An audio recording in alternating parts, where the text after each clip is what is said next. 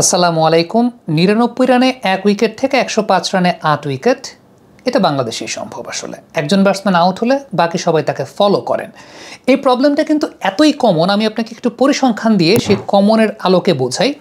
নিউজিল্যান্ডের সঙ্গে বাংলাদেশ সর্বশেষ যে ওয়ানডে ম্যাচটা খেলেছিল চ্যাম্পিয়ন্স ট্রফিতে, সেখানে ৪৫ রানের প্রথম উইকেট পড়ার পর ৬৪ রানে দ্বিতীয় উইকেট পড়েছে, আবার ১০৬ রানে চতুর্থ উইকেট পড়ার পর ১১৮ রানে পঞ্চম উইকেট পড়েছে।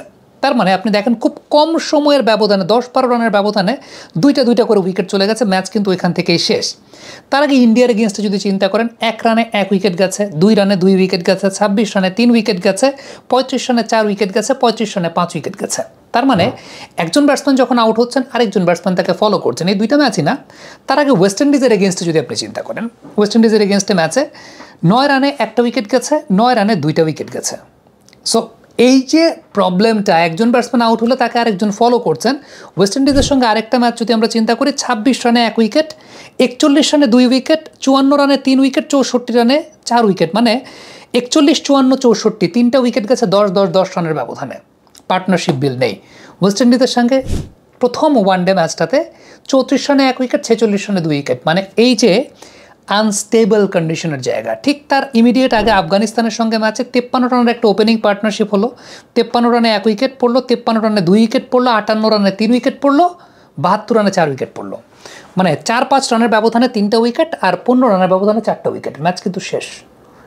This is the area Bangladesh cricket team one day ক্রিকেটটাতে স্ট্রাগল করছে।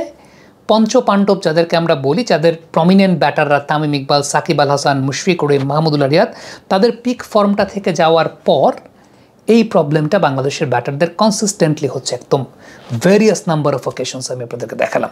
প্রবলেমটা আসলে কোথায় হয়, প্রবলেমটা কেন হয়? প্রথমত একটা বিষয় আমার কাছে মনে হয়, নাম্বার 1 পয়েন্ট, পোর শট সিলেকশন আন্ডার প্রেশার। মানে যখন খেলাটায় প্রেশারে পড়ে গেছে তখন পোর শট সিলেকশন। একটা উইকেট পড়লো, নতুন ব্যাটসম্যান আসলো, ওই পাশের ব্যাটসম্যানটা যে ফ্লোতে ছিল সে কি ফ্লো ডাউন করবে নাকি সে কী করবে? এখানে পোর শট সিলেকশন বলতে আন্ডার প্রেশারে আমি ৩ ধরনের শট খেলতে দেখেছি। একটা হচ্ছে একদম বাংলা ঠ্যাক মারতে যাওয়া, মানে ডিফেন্ডিং টাইটলি, আদারওয়াইজ বল ছেড়ে দেওয়া, আদারওয়াইজ খুব একটা রাশ শট খেলা। ৩টা। এর বাইরে একটা উইকেট পড়ে যাওয়ার পর আপনাকে সুন্দর ড্রাইভ করে একটা গ্যাপ প্রডিউস করে একটা সিঙ্গেল নেবেন, কিংবা বলের মেরিট অনুযায়ী আপনি একটা পুল শট করবেন, এই জিনিসটা নাই। নাম্বার 2 যে বিষয়টা আমার কাছে মনে হয়, অ্যাঙ্কার রোলটা কে প্লে করবেন, বা অ্যাঙ্কার রোল প্লে করার ব্যাটসম্যান নাই, বা ব্যাটসম্যানরা অ্যাঙ্কার রোলটা প্লে করতে পারেন না। অ্যাঙ্কার রোলটা প্লে করতে পারেন না কারণটা হচ্ছে এই স্কিলটার প্রবলেম, যে আন্ডার প্রেশারে আপনার শট সিলেকশনটা কী হবে। আপনি হয় বাংলা ঠ্যাক মারেন, না হয় রাশ শট খেলেন, না হয় বল ছেড়ে দেন। সো এই যে প্রেশার সিচুয়েশনে আপনাকে সিঙ্গলস প্রডিউস করতে হবে, একটা ভালো গ্যাপ ফাইন্ডিং শট খেলে আপনি স্কোর কার্ডটাকে সচল রাখতে পারেন, এই গেম প্ল্যানটা এবং এই স্কিলটা আসলে নাই। এবার আমি গেম প্ল্যানের কথা যদি বলি, ল্যাক অফ মেন্টাল টাফনেস।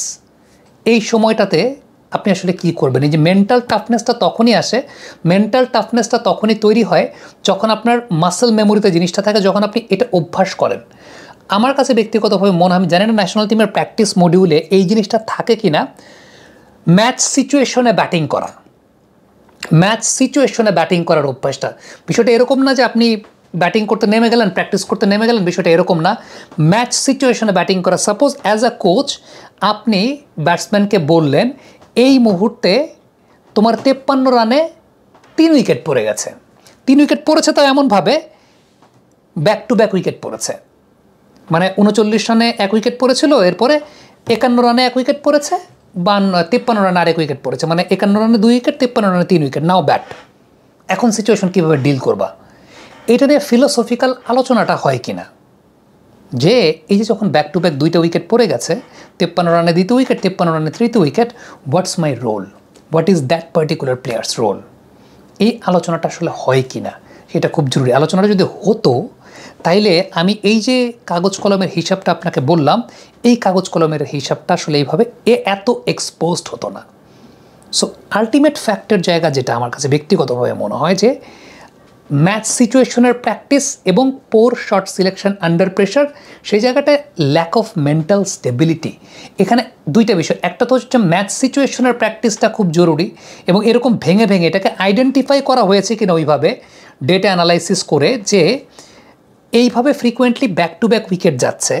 দ্বিতীয়ত গেলে সেটার গেম প্ল্যানটা কী হতে পারে, সে অনুযায়ী প্লেয়ারদের স্কিল সেট কী হতে পারে, একদম টাইটলি ব্লক করবে নাকি তারা শর্টস খেলবে না কী করবে। So this is a very important thing to discuss, বা এটা একটা খুব ইম্পর্টেন্ট ফ্যাক্টর চিন্তার জায়গা থেকে। সো আই ডোন্ট নো তারা কী চিন্তা করে বা তারা কী করে, বাট ব্যাপারটা এইভাবে হওয়া উচিত। কমেন্ট বক্সে আপনাদের মন্তব্য মতামত জানতে চাই।